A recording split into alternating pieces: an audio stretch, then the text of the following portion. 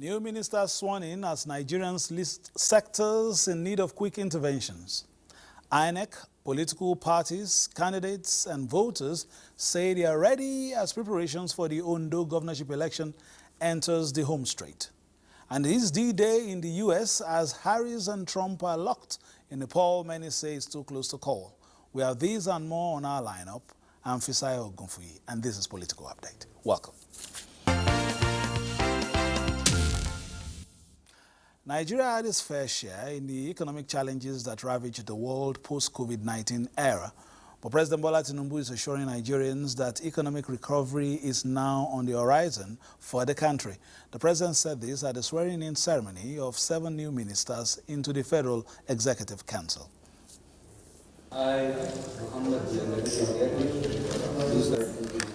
Seven new ministers chosen and deemed fit to reinvigorate the renewed hope administration in some sectors in the quest to further energize the economy of a country. Idi Mukhtar Meha is coming to pioneer the newly established Ministry of Livestock Development. Bianca Odumegu Ojukwu, Minister of State Foreign Affairs. Suwaiba Saeed, Minister of State Education. Yusuf Abdullahi Atta, Minister of State Housing and Urban Development.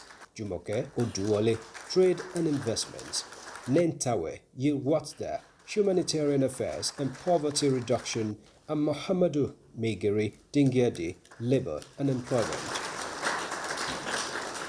They are coming in as the administration strives to surmount multiple social and economic challenges, and President Bola Tinubu believes in their capabilities to join his team in the turnaround mission. And you are called upon to join the team to rescue this country. I'm bundling that sector to ensure, one, sufficient and adequate food and nutrition for the country, safe operating environment for all the stakeholders in the country, as well as making the sector very, very attractive for foreign direct investment. We need productive jobs. And what that means is that we don't just want any jobs. We're looking for jobs that deliver value for Nigerians. In the area of services, we're competitive. Nigerian youth are extremely competitive in the tech sector. In outsourcing, you would know Outsource Global and the initiative with the Office of the Vice President. Those are the kinds of interventions that will continue to further to deliver a vibrant economy. It's a full team again for the administration, and the renewed hope rekindled. The assignment is as huge as the hope of Nigerians.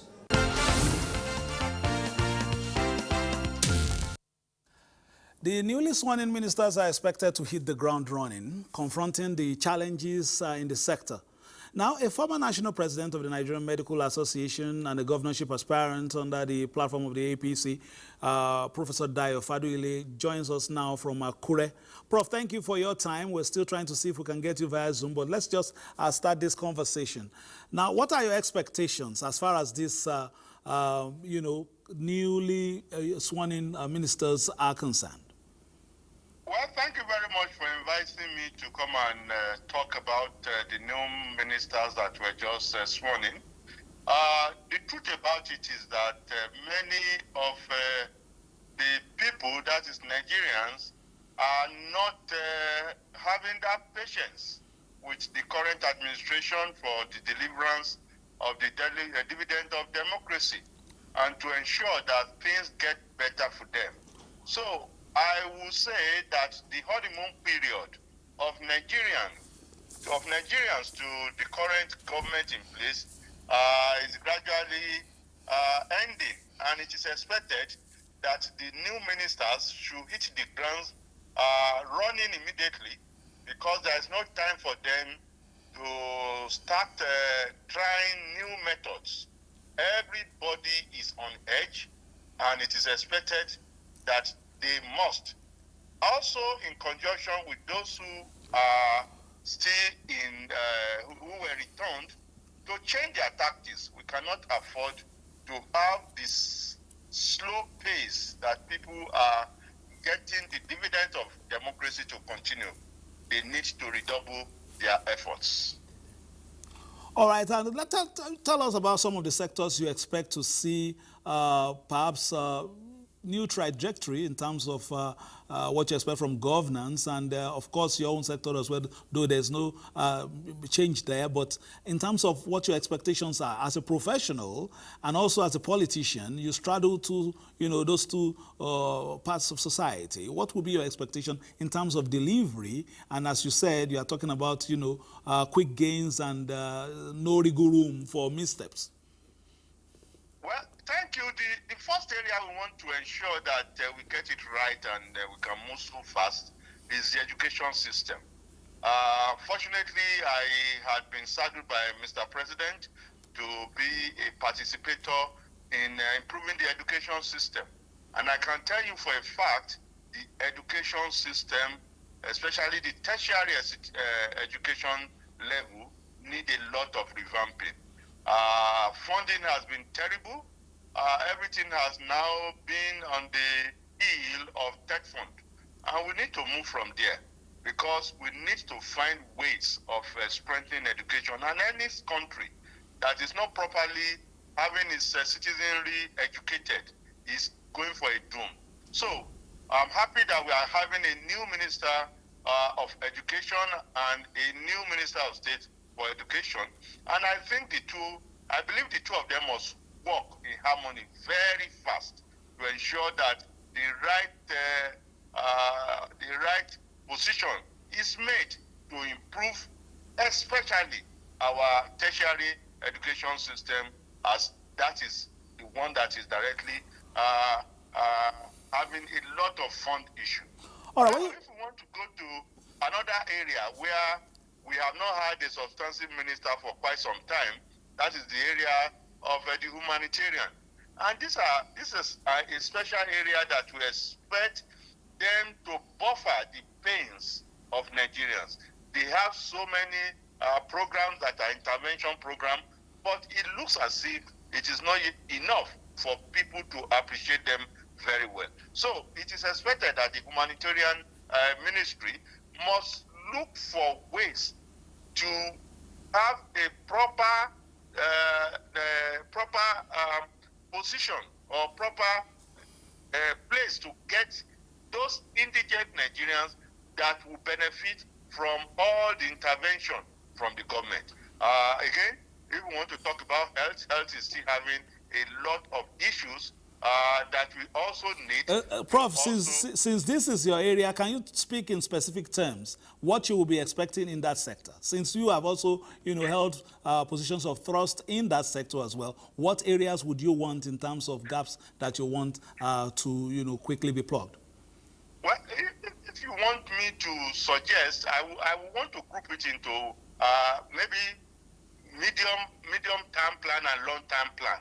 One thing that is long-term plan that it is right now that we have to do it is an issue that affects our security. And that is especially the issue of production of vaccine. Nigeria used to produce our own vaccine, but today we have lost it. Every country who wants to pride itself as being security conscious must be able to take care of vaccine production. So the new ministry must look into that way and put things in place so that we can be producing our drugs and our vaccine. Many of what we use in Nigeria are imported, and it is a spell doom for the progress of our health ministry. Leaving that, it is important also to ensure that the primary health care levels are well taken care of. And the truth about it, it is a lot of fund. But the ministry must look at ways of strengthening that primary health care level, because that is the one that is having direct contact with the grassroots. But today, we are still largely playing lip service. And it is because we have not had a very strong collaboration with the state government, where the local governments are. So it is important for them to look into that way. There is this temptation always for us to look for a gigantic project that you can see and you can show and you can be happy that you are doing something, leaving the one that can touch people. And that is why I always advocate that we need to go to the primary healthcare level to ensure that we can touch large numbers of people. And I think that is the way. Look, the health system, I must tell you, has been left at the background for a long time. That if we want to discuss it, we cannot finish it in a day. You want to talk about non-communicable diseases, especially oncology, cancer treatment. Cancer treatment today is near nothing for us to have proper cancer management. And we have so much paid lip services on oncology center. We don't have a functional oncology center where you have all the treatment for cancers in a place. These are areas that we have to work. I am happy that the minister was looking at putting some mega hospitals or mega health institutions in some the geopolitical zone. But beyond that, beyond the billions or trillions of naira we want to spend on that, let them see how they can also take care of the primary health care level. Professor Fadujile, thank you very much for your interventions. I will just still keep you on standby because we are coming to Ondo State and the elections, which is coming up in about 10, 11 days from now.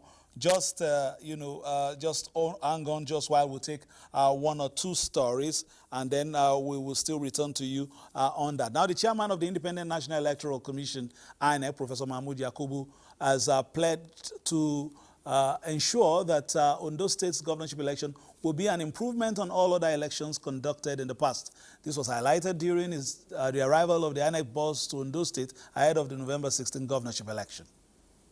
Yakubu is in Ondo State to assess the preparedness of the electoral body ahead of the November 16 governorship election. His visit marks the beginning of a week-long engagement with various stakeholders and officials as he assures residents of the commitment of the Commission to a free, fair, credible and inclusive electoral process. We have learned a lot of lessons from not only the last election but also previous elections. Basically, there are two challenges. The first one is logistics for elections, so that polling units open promptly on election day. The second one is result management, and my assurance to voters in Ondo State is that they are going to see vast improvement in these two processes. This building housing the bimodal voter accreditation system, Beaver storage facility, and it is being commissioned by Professor Yakubu. So on behalf of the Commission, I dedicate this building to free, fair and credible elections. It houses advanced technological devices crucial for the seamless conduct of the forthcoming governorship election. We are in the process of conducting the second quality assurance. We've done the first. During an inspection of the Beaver storage facility, Professor Yakubu commended the Ondo State INEC team for their readiness and timely preparations. All right, Ondo State getting ready to go in about 10, 11 days from now. Professor Fadujile, of course, you were in the race earlier on before, of course, the incumbent governor emerged from your party. But talking about the mood generally in the state, let's not go to the issue of your party yet. Ondo State normally has a way of going its own way. I'm talking about, the people of Ondo State, they are not, unfazed, whatever it is anybody is saying. What is the mood there? Well, the mood is very, everybody is elated, is happy, everyone is waiting for that day for them to choose their new governor for the next 4 years. Everybody is looking up to INEC, and I would say the usual security fears that we have in cases where we want to have election, we don't have such here. It has been convivial. People have been moving around, campaigning seriously, all the different political gladiators on field. And the populace is receptive, listening to them and deciding on who they want to choose to be their leader for the next 4 years. All right, the report we just showed, indicated that the national chairman of the Independent National Electoral Commission Election Management Board is saying that Ondo State is it's going to be a better case in terms of the performance of the management, election management. But when you talk about the people themselves, we have talked about a convivial, atmosphere. Is that likely to turn to make the turnout more in terms of numbers this time around. We've not seen improved numbers in the past few years in terms of elections. Some have said voter parties as a result of lack of serious party engagement, leaving all that under the purview of INEC as against parties engaging the people. Are you seeing a lot of large turnout of people engaged in this, apart from the mass rallies, or just engaging in discussions as far as where they want the pendulum to swing on the 16th? Well, usually it is when you have very strong opposition and people are yearning to have a change in government that you can have this mass mobilization for people to say, yes, we have to show them and we have to change the government. But when the people are not having issues with the government in place and they are happy as things are, sometimes they show some lackadaisical attitude that, look, we are doing well and we do not have a very strong opposition. So they may not show that enthusiasm for them to come and vote. But what the party members, the different party members have been doing is to educate people that it is important for them to come and decide.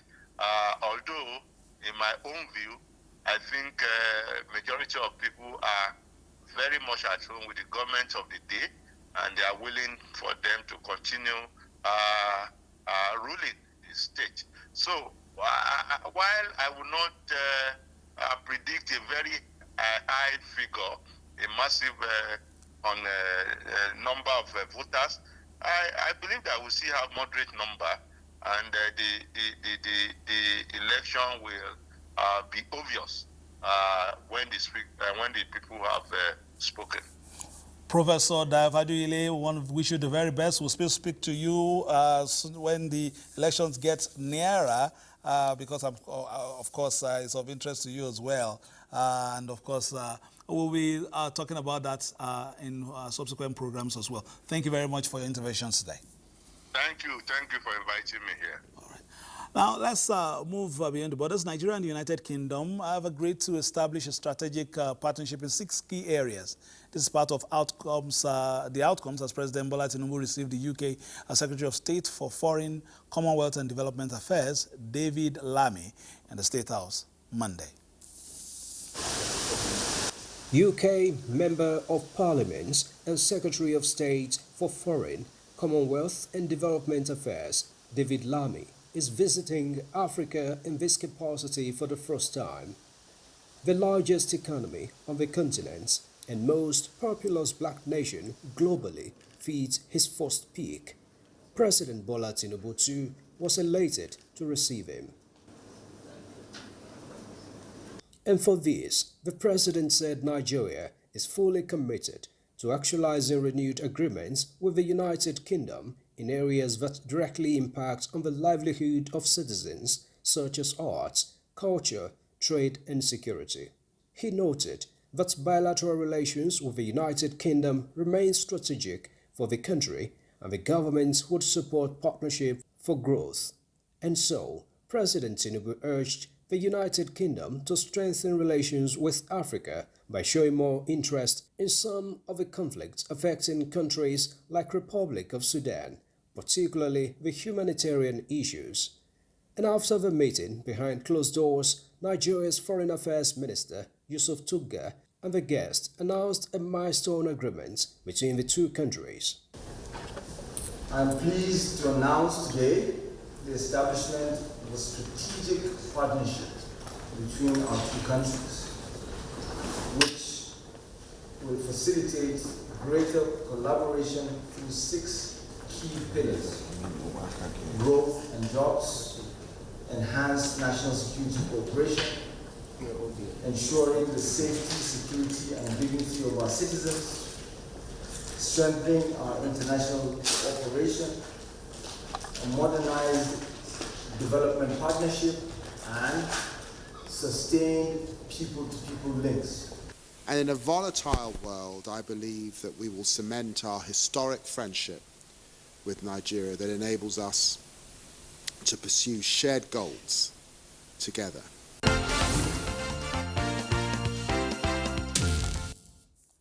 All All right, the U.S. presidential election is here. Vice President Kamala Harris, the Democratic candidate, goes against former President Donald Trump, the Republican flag bearer in the race. Many say it's too close to call. We'll be trying to get our analyst and constitutional lawyer, Bruce DeVal, in Washington, D.C. As soon as we do that in the course of this program or in subsequent bulletins, we'll bring that your way. He was just heading out to cast his ballot as well in Washington, D.C. I was hoping that he would share his thoughts with us. But moving on very quickly, Abia State Governor Alex Oti has inaugurated the 17 local government council chairmen and their deputies who emerged victorious in the recently concluded local government elections held across that state. The Zenith Labour Party, ZLP, had a strong showing in the recently concluded local government election in Abia State, gaining control of 15 councils, while the Young People's Party, YPP, clinched 2 of the local government councils. Governor Alex Oti, while inaugurating the new council chairmen and their deputies, reminded them of the need to prioritize socio-economic development across their various local government areas to create employment and wealth for the people. While commending the Abia State Independent Electoral Commission, APSEC, for conducting a credible election, the governor lauded political parties and their candidates for their spirit of sportsmanship. Do not isolate anyone, but again, you must be careful not to be misled by suggestions from those who will reap extensive political benefits from your failure. You are to take full responsibility for whatever idea or program you elect to run with. Chairman of Isukwata local government area, who responded on behalf of his colleagues, pledged to replicate the governor's developmental template at their various local government areas. Abians are optimistic that the newly inaugurated council chairman will live up to expectations.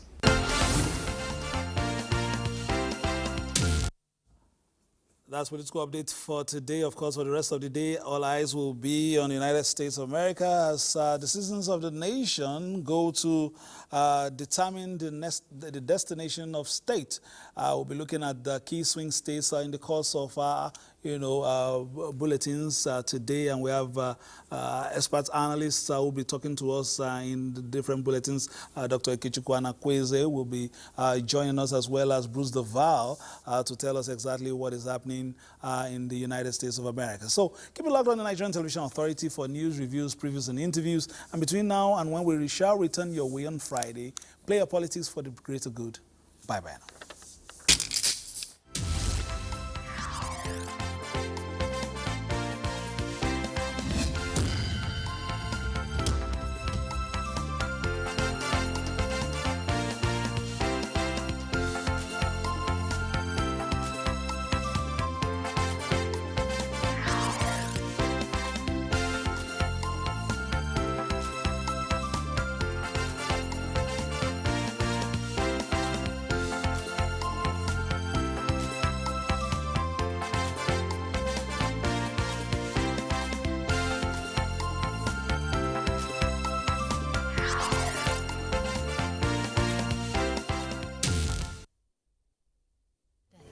NTA